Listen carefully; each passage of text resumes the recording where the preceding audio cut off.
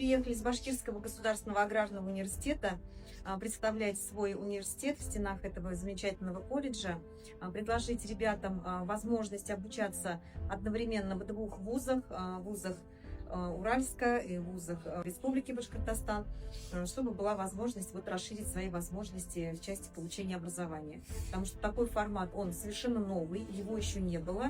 И думаю, что у нас получится сразу получать ребятам две отдельные профессии на базе двух площадок. Поэтому будем рады видеть вас среди наших студентов.